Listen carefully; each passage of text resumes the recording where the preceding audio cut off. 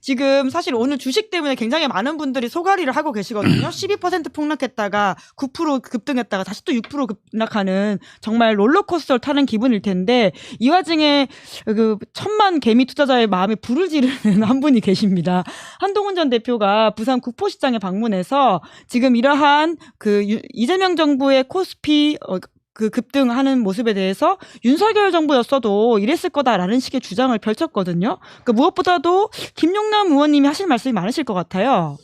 참 어디부터 설명을 해줘야 될지 모르겠는데 주식이라는 것은 그 일종의 등급이 좀 있어요. 그러니까 그 등급은 물론 기업이 돈을 잘 벌고 장사가 잘 되면 주가는 올라갈 가능성이 매우 높죠. 하지만 기업이 돈을 잘 번다고 해서 무조건 주가가 올라가는 건 아니에요. 그러니까 우리나라는 소위 코리아 디스카운트라는 말이 뭐 지금도 아직 남아 있습니다만 과거부터 흔히 그렇게 얘기를 했잖아요. 예. 그러면 한국 주식이 왜 이렇게 싸냐? 뭐 지정학적 요인이다.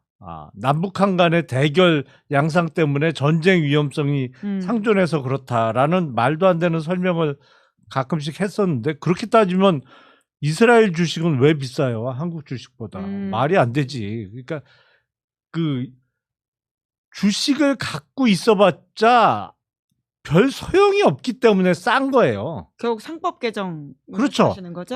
네. 이거를 해소하기 위해서 상법 개정을 3번에 걸쳐서 한 거고 앞으로도 이른바 주가 누르기 방지법이라든지 이런 걸 앞으로 더 하겠다는 것이고 그런 게 원동력이 돼서 주가가 올라가게 된 것이고 거기에 반도체 호황이 겹쳐서 세계 1등 상승률을 기록을 했던 거죠. 전쟁 터지기 전까지. 그런데 윤석열 정부가 집권 뭐 사실 탄핵 안 당했으면 지금도 임기 중인 상황일 거 아니에요. 아우. 절대로 주식이 이만큼 못 왔습니다. 그리고 지금 미국 이라크 전쟁 터진 이 상황 같으면 만약에 윤석열 임기에 이런 전쟁이 터졌다 그러면 주가 4천이 아니라 제가 보기에는 3천 밑으로도 한참 떨어졌어요. 윤석열 정부 때 2,000대긴 했어요. 그러니까 사실은 2천이 깨졌을 가능성이 매우 아유, 높아요. 끔찍하네요. 윤석열 정부 같으면 600 됐어요. 600이요.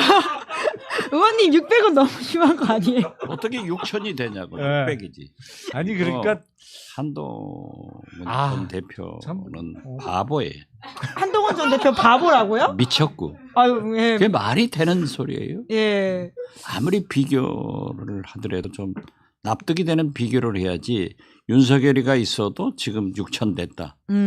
윤석열이가 있었으면 지금 600 됐어요. 600. 너무 끔찍하네요. 이미 댓글창에 전쟁 때문에 주식이 반토막 났다라고 하는 속상한 말씀하시는 분들이 계시는데 참 윤석열 정부의 리스크라고 하는 것이 상상만으로 끔찍하다라는 댓글도 꽤 많습니다. 아까 김용남 의원님도 굉장히 좀 무식한 소리라고 하셨던 것 같긴 한데. 아니 그렇죠. 이게 진짜 그 주식에 대해서 그러니까 잘 모르고 얘기할 수 있어요. 정치인이 이런저런 질문을 받거나 뭐 그러면 사실 자신 없어도 얘기할 수도 있어. 근데 이제 그런 경우에 딴 사람 같으면 그러려니 하겠는데 평소에 뭐 온갖 똑똑한 척은 혼자 다 하잖아. 그러면서 이런 말도 안 되는 진짜 무식한 소리를 하니까 그러니까 한 소리 안 할 수가 없는 거예요. 의원님 왜 저런 말을 한다고 보세요? 굳이 안 해도 될 말이잖아요. 지금 한동훈 전 대표 한마디로 헝그리해요. 급해 맞아 있어. 너무 마음이 조급하다. 그렇죠. 배가 고프다. 뭐가 되든 죽이 되든 밥이 되든 나간다. 예. 라고 해서 이제 대구 가보고 부산도 가봤는데 과연 사람들은 모였어요. 예. 뭐 동원을 했건 동원도 정치는 능력이기 때문에 아무튼 장동혁 대표보다 더 모였지만은 그게 지금 여건으로 볼 때 득표로 이어지느냐 이건 아니잖아요. 그렇기 때문에 말을 뱉어놓고 본 것 같은데 이건 진짜 완전히 똥볼 찬 거죠. 그러니까 지금 뭐 계속 제목을 좀 바꿔달라 뭐 해라 이런 뭐 기자들한테 전화한다는데 어머 진짜요? 네. 제목 바꿔달라고 한다고? 아니, 그 자기가 한 제목이- 말인데? 예, 뭐 잘못 따라졌다 이렇게 한다는데 야. 그게 아무튼 그게요. 제가 보기엔 예. 소위 개미 투자자분들 그 전에 이제 1,400만 개미 이랬었는데 지금 숫자가 더 하긴 늘었어요. 그렇겠네요. 네. 예. 지금은 더 늘었어요. 근데 뭐 1,500만 명 이상 주식 투자를 한다고 봐야 되는데 그 중에 상당수는 정말 많이 아시는 분들이에요. 주식에 대해서. 아, 주식에 사실 한동훈 대해서. 전 대표보다 훨씬 많이 훨씬 안다. 많이 알아요. 훨씬 잘 알아요. 네네. 경험이 사실 네. 중요하니까. 근데 그런 뭐 적어도 1,000만 명 이상의 그래도 주식을 공부를 하고 알고 투자하는 분들이 듣기에는 정말 멍청한 소리를 한 거예요. 그래서 네. 아니 어떻게 저렇게 멍청한 소리를 하지? 라는 생각을 뭐 이 정치적인 어떤 호불호와 상관없이 멍청하구나 이런 생각을 갖게 된 사람이 1,000만 명은 생긴 거예요. 저 한마디로. 나는 네. 도대체 이해가 안 돼요. 그러니까 확실히 지금 한동훈 전 대표가 실기했다고 느껴지는 게 저희가 8시간 전에 폴을 올렸거든요. 해당 발언에 동의하냐. 윤석열 정부였어도 주가가 5천에서 6천을 찍었을 가능성이 매우 높다에 대해서 동의하지 않는다가 지금 3만 1,000명이 투표하셨는데요. 동의하지 않는다 97%, 동의한다 2%, 모르겠다 1%인데 댓글도 굉장히 기발한 게 많습니다. 말씀하신 것처럼 지금 증시 오르는 거에 상법 개정 영향 덕분인 금융주랑 증권주 기여도가 얼만데 이렇게 말씀하시는 분이 계시고요. 뿐만 아니라 한동훈의 주가는 술값 6,000원을 말한다. 소주 640ml 이렇게 말씀하시는 분도 계시고요. 뿐만 아니라 주가가 오르는 이유는 경기가 좋아져서가 아니라 주식시장이 점차 미들 구석이 생겨서이기 때문이다. 신뢰라는 키워드인데 그걸 모른다라는 취지의 지적을 그러니까요. 해주셔가지고 참 말씀처럼 많은 분들이 주식을 잘 아시는데 한 전 대표가 왜 여기에 참전을 했을까 좀 의아한 생각이 드네요. 그러니까요. 예. 의원님 혹시 주식 하십니까? 현직 의원이셔서 어려우시죠? 저는 주식은 한 번 사봤어요. 언제? 언론사 거. 상장되어 있는 언론사도 있죠. 네. 그런데 샀다가 재산 신고하니까 자꾸 어디 거 가지고 있냐. 예. 그래서 팔아버렸어요. 아. 주식 하나도 없어요. ETF 이런 건 안 하세요? 이재명 해요. 대통령 네. 하는. 이제 해보려고 그러네. 이제요? 네. 김영남 의원님 지금 들어가도 됩니까? 아니 ETF야 그 분할 매수하는 식으로 이제 적립식으로 투자하는 거예요. 예. 얼마든지. 하루에 얼마씩? 예. 매일 사긴 좀 번거롭고 예. 한 달에 한 번씩. 한 달에 한 번씩. 그거야 뭐 언제든지 할 수 있죠. 네. 김영남 의원님 주식 계산 괜찮으십니까? 아니 그러니까 물론 근데 주식하는 사람들은 사실상 항상 최고점이 자기 본전이에요.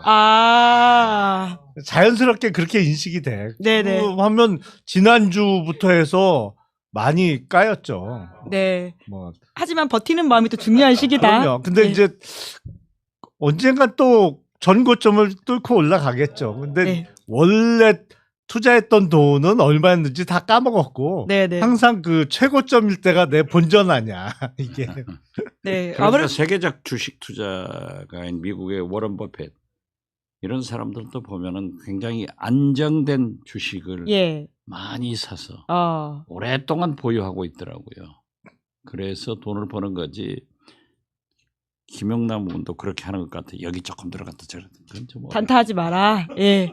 안정된 주식을. 예. 저는 이른바 회전율이 대단히 낮아요. 그러면 장기 보유하시는 거니까요. 예, 주식 이야기는 조금 이따 저희 전쟁 이야기하면서 좀 더 다시 하도록 하고요. 한동훈 대표 이야기를 이어가 보면 그럼 결국은 나갈 거라고 보세요? 못 나갈 거라는 전망도 많았잖아요. 그러니까 이번 선거에 특히 이제 대구냐 부산이냐 이렇게 좁혀지는 것 같던데요. 그러니까 국민의힘 현 대표는 입한국에도 윤 어게인으로 죽을 길로 가고 있고 장동혁 대표. 예, 전 대표 한동훈은 입한국에 똥볼을 계속 참으로써 신뢰를 잃었어요. 예. 그리고 이번에 제일 잘한 사람은 저는 상대적으로 오세훈이다. 불출마 오세훈 선언. 시정은 나와도 명태균 아저씨가 괴롭게 할 테니까 또 떨어질 것 같은데 이번에 탁 잡아서 윤호개인 소위 전륜을 하면은 사과하고 예. 하자. 이건 장동혁 대표가 절대 안 하거든요. 아. 그러니까 후보 등록을 싹 안 해버리니까 김 다 빼버린 거죠. 명분과 이해관계를 둘 다 잡았기 그래서 때문에 저는 오세훈은 괜찮다. 어쩌면 한동훈 전 대표가 차지할 포스트 장동혁 뒷자리를 나는 오세훈이 먹었다 이렇게 봐요. 어떻게 보십니까? 한동훈 전 대표 출마와 관련해서는? 저는 아마 원래대로라면 출마할 곳이 없어 보였어요. 이제 부산 북구 가면 못 나가요, 거기는. 그래요? 근데 최근에 주진우 의원이 출마 선언을 했잖아요. 해운대. 국힘 부산시장 후보로 주진우 의원이 된다고 하면 해운대 갑에 보궐이 생길 것이고 예. 그런 곳이 한동훈 전 대표가 출마하기에 가장 좋은 곳입니다.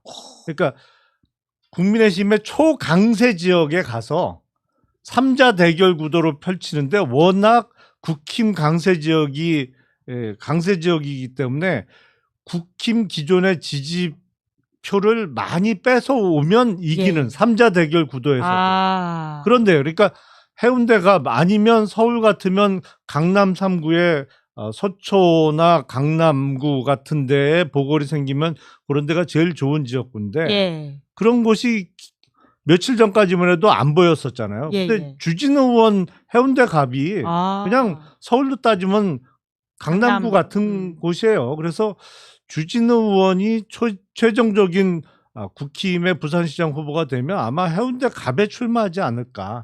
그래서 문제는 예. 주진우 의원이 최종적인 후보가 될까요? 그거는 잘 모르겠습니다. 예, 그래서 그거는 뭐 확신할 수는 없어요. 저는. 이번에 기회 포착을 잘한 사람들이 나경원, 이철수 이런 사람들 아니에요? 안 나가기로 한 사람들. 불출마 선언하겠다. 이것은 의원직 지키려고 하는 거예요. 그러면 주진우 의원도 나는 출마만 주진우 하고 의원도, 애매한 2등을 하길 바랄 것이다. 저는 그렇게 그럴 수도 있는데 보면 박형준 시장이 지금 이번이 3선에 도전하는 거잖아요. 글쎄 모르겠어요. 이제 부산 쪽 평가에 따라서는 특히 이제 경선 룰을 어떻게 정하는지가 제일 중요하거든요. 근데 장동혁 대표나 이정현 위원장이 뭔가 그래도 칼을 뽑았는데 물에도 썰어 먹어야 될 거 아니에요. 근데 오세훈 시장은 뭐 칠래야 칠 수가 없는 상황으로 지금 가고 있어요. 그래서 그렇게 여러 번 되풀이했던 현역 단체장 교체를 부산에서만큼은 하려고 들지 않을까. 근데 주진우 의원은 글쎄 왜 저런 선택을 했는지 모르겠는데 얼떨결에 본 후보 되면 이제 큰일 나는 거예요. 오늘 한 정치인의 발언 하나가 어떻게 1000만 명이 넘는 개미 투자자들의 가슴에 불을 질렀는지 그 현장을 낱낱이 보여드리겠습니다. 12% 폭락, 그리고 9% 급등, 다시 6% 급락. 지금 우리 코스피 시장은 그야말로 롤러코스터입니다. 많은 분들이 마음을 졸이며 핸드폰 주식창을 들여다보고 계실 겁니다. 오르면 팔아야 하나, 내리면 더 사야 하나. 그 초조함이 손끝에서 느껴지는 요즘입니다. 그런데 바로 이 순간 한 전직 당대표가 한마디를 던졌습니다. 윤석열 정부였어도 지금 코스피 5천, 6천은 갔을 거다. 이 발언은 바로 한동훈 전 국민의힘 대표가 부산을 방문한 자리에서 한 말입니다.